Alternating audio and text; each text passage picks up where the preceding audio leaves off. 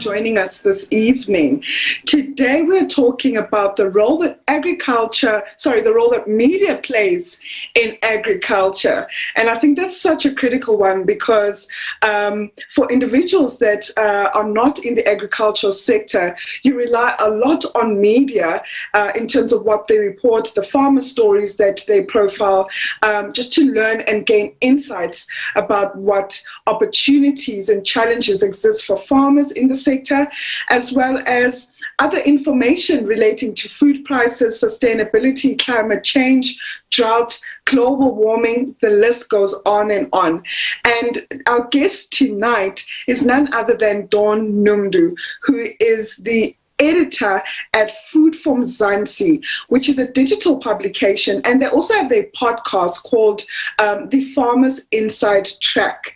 And I don't know if you are familiar with Food for Mzansi, but they are one of the leading publications within agriculture, and they profile phenomenal stories about farmers, industry experts, about food prices, what's happening in government, what's happening in the sector. And I feel like there's such a dynamic team that is literally on the ground.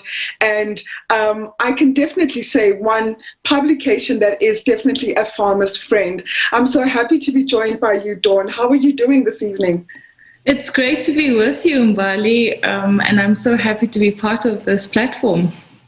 Likewise, I know I've been trying to get you onto the podcast for quite some time, and you've been very busy, understandably so, because I feel like there's been so much happening in the sector and with the global pandemic, with the ease of restrictions time and time again.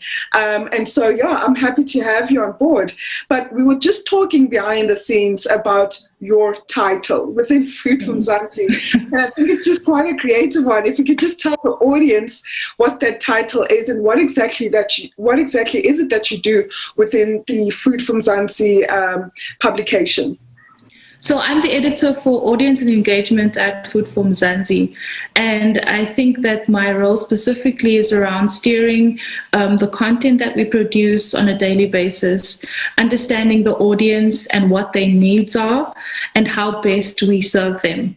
And I'm specifically predominantly working currently on the Farmers Inside Track channel that you mentioned previously. So I basically run the podcast and newsletter content that goes out on a weekly basis. And I'm also in charge of all of our newsletter content that goes out on a weekly basis. So we have 4 active newsletters. Besides Farmers Inside Track, we also have an Mzansi flavored newsletter that goes out every Monday. We have a daily newsletter that's called Mzansi Today that goes out. We also have a Stories of Change newsletter, and that's more towards a one specific audience that we serve, but I'll talk more about our audiences later in the show. And then we also have Stories of Change. It's Farmers Inside Track, Mzansi Today, and Mzansi Flavor. So I basically have, if you wake me up at 3 o'clock in the morning in Bali, I can tell you about our audience and what their needs are and why we service them and what we offer them. That's my role, and more specifically now currently building our Farmers Inside Track audience. When did Food for Mzansi start? And let's talk about the audience. Who are you talking to? What are the demographics like? So some might say that Food for Mzansi is almost like the new kids on the block, because we haven't been around for that long. It's only been 3 years, it was started by award-winning journalist Ivor Price and Cobus Lawrence that I know have also been featured on this platform with you, and so they had this dream. Ivor had the show going on where he was traveling to different parts of the country. And he realized that what he was seeing on the ground and his experience about what the country's farmers looked like and what they do is not what was being portrayed in the media. And so he felt that there was some kind of disconnect. And then between himself and Cobus, they have about more than 20 years experience in journalism. And they then decided to start Food for Mzansi. So my journey started with them, like basically when they started. And I was just telling you earlier before we started that you're actually one of the first farmers that I met when I started at Food for Mzansi, and it's actually amazing to actually think about that. So before I actually cut my teeth in community media, community radio, and that's where my journey started. And up until I got into the agricultural space. And I've always had a natural curiosity and passion to tell the untold stories in the media, and now I'm doing it in the agricultural space. So the idea behind Food for Mzansi was initially to tell people where their food comes from. And we wanted people, when they had a drink of beer, when they were sitting down and having a burger, whether they had a salad for lunch, they had to understand that their food comes from somewhere. It didn't start and it didn't come from a shopping center or a shop. And there's lots of hard work that goes into it, lots of hard work, sweat, blood, and tears that goes into producing our food. And so that's basically what we had initially thought we would do. But then about a year or so into it, we realized that there were these farmers that started adopting us, that didn't see themselves in some of the more, older publications that have been around for hundreds of years. So they then found a home with Food for Mzansi. We sort of dubbed them the Middletons. They're not small enough. They're not small, but are small enough, they're recognized in the industry, but they're not big enough for people to see them and for these publications to write about them. But for us, we just realized that no story is irrelevant. Whether you have 10 cows and 5 chickens, your story is important. And so that's what we aim to do. We wanted to showcase the diversity of the sector and how dynamic it is. And then from there on, these farmers adopted us. And that's when we decided that, hey, we need to start servicing them. And that's when Farmers Inside Track started. But now I'm trailing a bit, so ask your next question. It's okay, because we love to get information, and understand exactly what Food for Mzansi does. But I wanted to know, who are you speaking to? Are you speaking to farmers like myself, young farmers under the age of 45? Are you speaking to an older demographic or generation of individuals?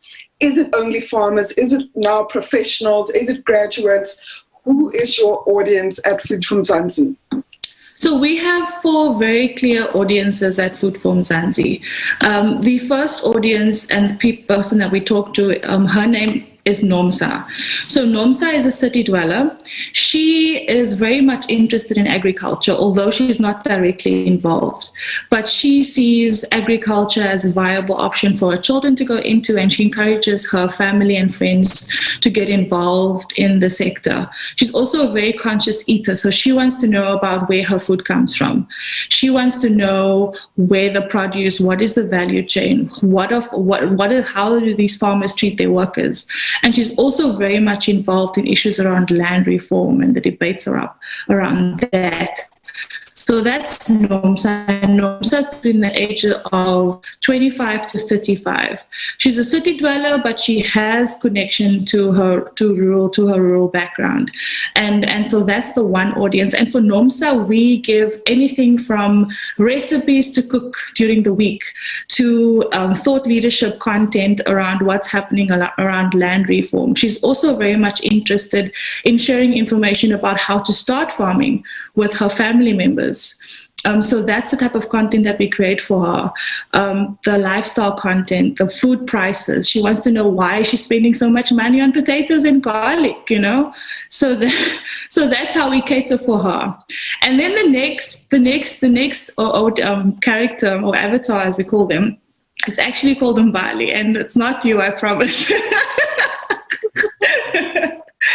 So then it's Mbali. So Mbali is a young agriculturalist. She is very much passionate about the sector. She's most likely a first-generation farmer. I'm describing you.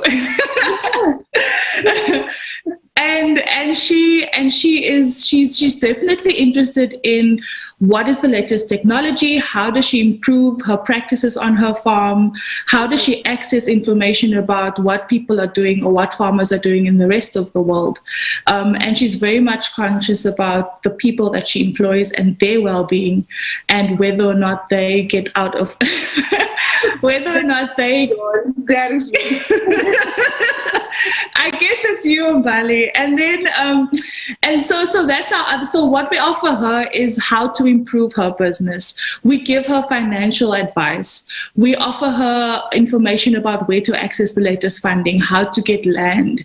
That is the type of content that we put together for her. And this farmer is hungry for information. She's constantly trying to find a place where she can access this kind of information. And that's what Food for Mzansi tries to offer her on a daily basis.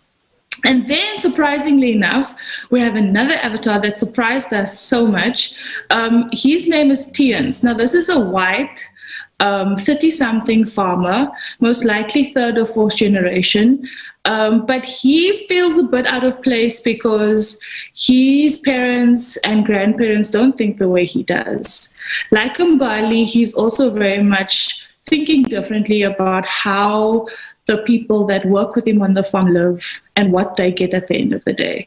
He's worried about what will happen when his children chooses to farm. So he's very much focused on regenerative farming, also very much involved in agri-tech and agri-innovation and these alternative crops, and whether or not saffron is something that he should go into, cannabis farming. You know, he wants to push that. So he also doesn't feel that he's quite set in how his grandparents and parents used to do it. So he's a bit of an outsider. So he also comes to us for information, and he wants to connect with Mbali because that also is frowned upon sometimes, wanting to work with other farmers in the sector, and specifically Black farmers in the sector. Okay, and then our next and last avatar is Milani. Now, Milani is a white young agriculturalist, but her family believes that she shouldn't even be interested in farming. She should much rather go and take a husband and find an administration or finance job. But she's lived on the farm her entire life, and she is in love with farming. And so she will most likely not get the land from her parents because either her older brother got it. And so she's also a bit, she doesn't know where to find herself. So she also comes to Food for Mzansi for information. She comes to Food for Mzansi to make new partnerships and build new relationships with other farmers in the sector. So yeah, those are our avatars and how we service them on a daily basis. Wow, interesting to know all the different characters with and who you're speaking to. And it's also great to know that you've got all these regular newsletters that is constantly feeding us information, the current trends, the latest news that is happening in the country. But talking on that news and the role that media plays in agriculture, how important is it for Food from Mzansi to deliver on the ground or groundbreaking news that is pertinent for farmers as well as agri cooperatives or organizations, I suppose the sector as a whole, but how important is it for Food for Mzansi to really bring on the ground direct and accurate news to the agricultural community? I think, Mbali, maybe if I can take a step back, I think I mentioned in the beginning, we were mostly focused on telling these positive stories about the dynamics of the industry, and stuff that people weren't talking about. And so that's how we started. But then, when was it? The beginning of lockdown last year, everyone had to go into their homes. Most of these agricultural publications and other publications had to close shop. And we were the only ones around that had to offer information to farmers about what was happening in the sector. And so we basically did a 360. We basically turned our strategy around. So we went from feel-good, positive news to accessing and giving information about news and what was happening in the industry to our farmers. So from that, then we decided that, hey, we can actually play this news game as well. And so we've basically over the past year built up a very strong team of news journalists that are on the ground finding information and offering farmers access to this information on a daily basis. So in our daily editorial meetings, they come with content suggestions, whether it's about the blended finance program, whether it's about the Motsepe fund that didn't give the money, we think that it's important that our farmers have access to this information. And surprisingly enough, Mbali, farmers are approaching us. People are saying to us, hey, what's happening? Have you heard about this? Have you heard about that? And so we feel very proud that is happening, because in the beginning it was quite tough for us to change the strategy and to change our role as a big agri-news media player as well, and not just predominantly focused on lifestyle content. So you didn't come already from a farming background in terms of your career. You're 3 years now in the game. What are some of the positive stories that you've heard about the agriculture industry? And what are some of the negative stories that you really thought, I wish I could change this? Yeah, I think Food for Mzansi definitely is up. Okay, let me start that again. Food for Mzansi definitely takes a heart-centered approach as a brand in terms of its offering in terms of news and profile stories, and so we also naively believe that agriculture really has a power to create social cohesion in this beautiful country.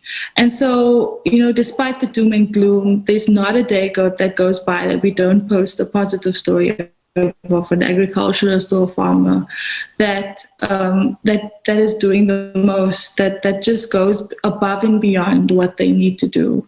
So I think for me, there are so many stories that we published, but there's this one story about a 72-year-old blind gardener. I think he's busy in Delft, Khayelitsha, and in Delft, in the northern suburbs. And this man lost his job, he lost his eyesight, but he just decided, I can do this gardening thing and I can make it work. And so he decided that this is how he's going to do it. And now he's feeding his community, he's feeding himself, and he's encouraging young people in the area to do the same. And there's hundreds of these stories that we publish on a daily basis. Some of the more negative stories, I'd say, is the amount of abuse that women sometimes encounter on farms. And they are afraid to speak out. They don't talk about it. They refuse to report cases. They don't even talk about it. And so that's more of the, sadder things that I think that happens on farms. And accessing sanitation is also one of the bigger things for me. Women working in fields that don't have access to proper sanitation when they're out there. And that is also some of the bigger things that really breaks my heart within the sector. So I think I'm appreciative of the fact that people are innovative and they don't sit around and wait for people, but I think there's still a lot to be done, especially around women in the sector, because they've played such a big role in the industry and they continue to play a big role globally, but they are often overlooked. Ooh. Wow, that is quite sad to hear. And I think we shouldn't forget, some of the negative things that happen on farms, like you said, whether it's lack of sanitation, lack of housing, transportation from farm workers from one point to the next. But that's quite sad to hear. I just want to encourage all the audience watching to this live to please ask us any questions. We are talking about the role that media plays in agriculture, and we have editor for farmers for Food from Mzansi, apologies. We have the editor for Food from Mzansi, Dawn Noemdoe, who I'm speaking to today. Dawn, I want to find out as well, how has the global pandemic affected or impacted your ability to share and spread news across the country? You mentioned that, farmers have even now reached out to you and said, hey, have you seen what's happening, on the ground? But I'm sure before lockdown, life was fantastic, where you could travel and see the farms, take pictures of farmers on their farms, really get the full sense of the story live and direct from the horse's mouth. So how has that changed for you in these past couple of months since you've been on lockdown? I must say, lockdown, I know many people out there lost their jobs, really suffering, but it actually, because we're a digital platform, we did really well. From the word go, we were able to continue our work. I don't think we didn't stop for 1 second. The same way Farmers was going on and doing their thing, Food for Mzansi was there with you. And so with the support of our digital partner, Yay Baby, we were able to still continue with the work that we were doing on a daily basis. And so when people wanted information and needed to access information, we were there for them. So in the beginning, we actually hosted a number of webinars around the agricultural sector. And so we became a digital home for many farmers and a place for them to engage and interact and access information. So yes, it was difficult because we were isolated, but in terms of continuing with the work that we were doing, we didn't stop.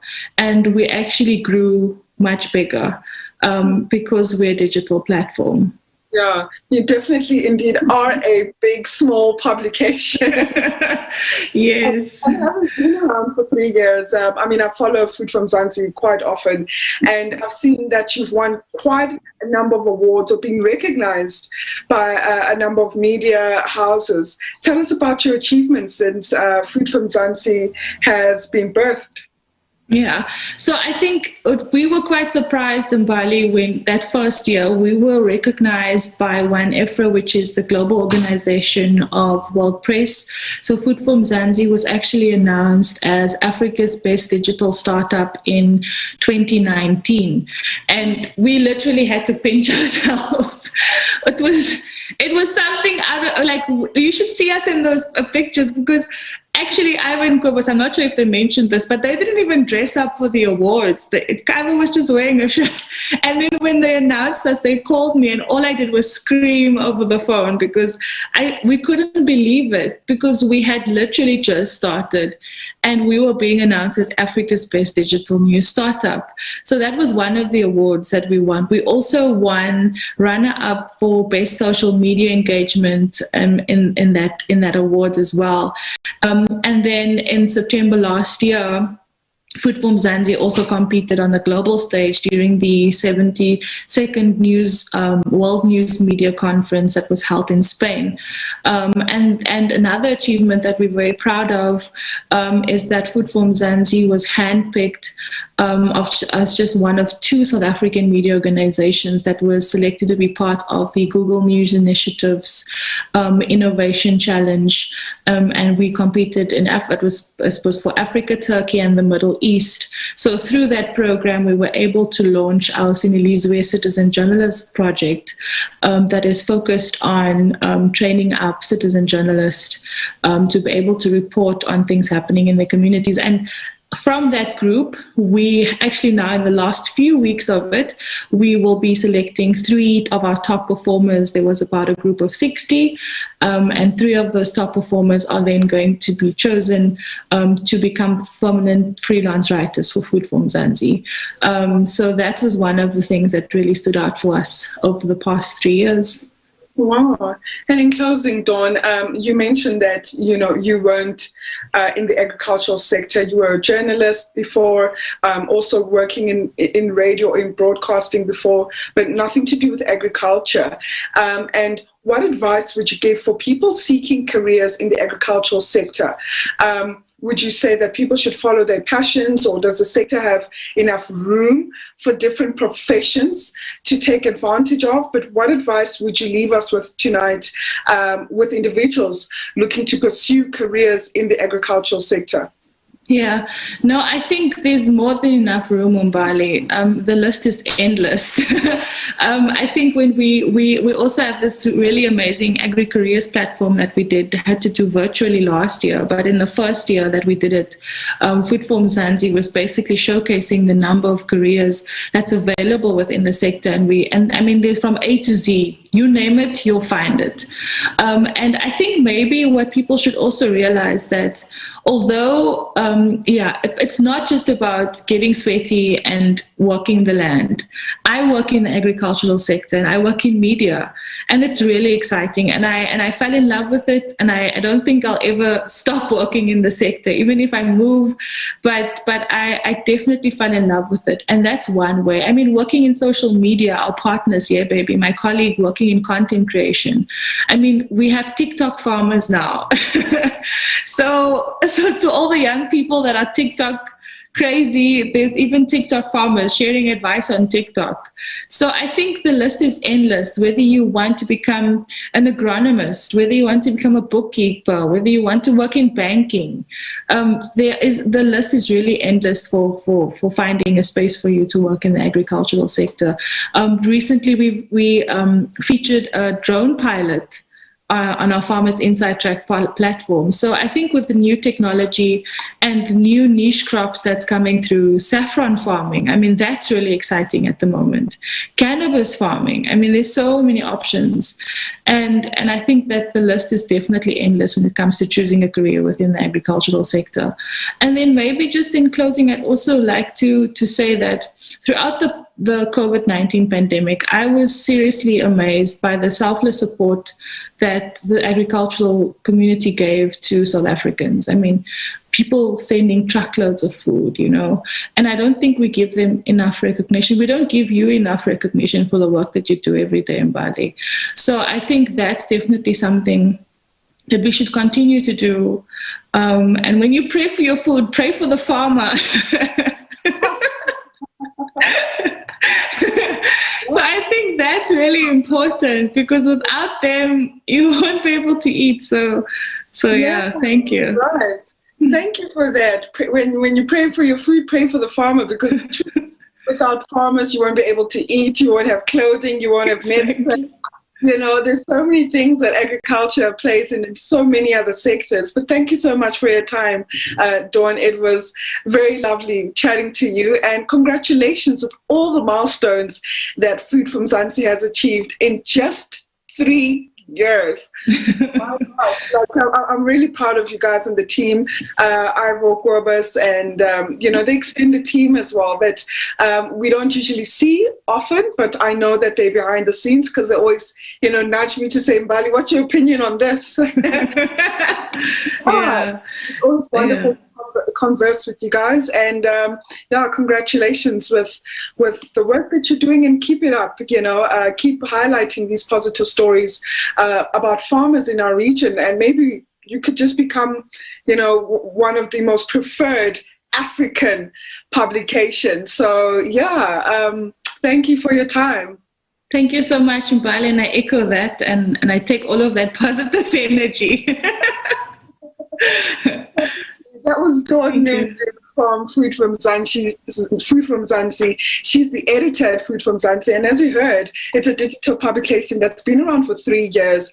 And they've been able to grab all these wonderful achievements and milestones in the agri sector, specifically in media. And if you haven't checked out Food from Mzansi, Google them, trust me, you will find them. You'll get to read about all the farmers that they profile. They have tips that they share about the agricultural industry, whether you want to farm, whether you're looking for a specific career in farming. As you heard, they do have an agri-careers platform as well. So be sure to check out Food from Mzansi and listen to their podcast, because they bring some refreshing news on a weekly basis. But thank you so much for joining us this evening. I look forward to seeing you once again. Otherwise, from me tonight, I want to bid you a good weekend ahead, and I will see you shortly.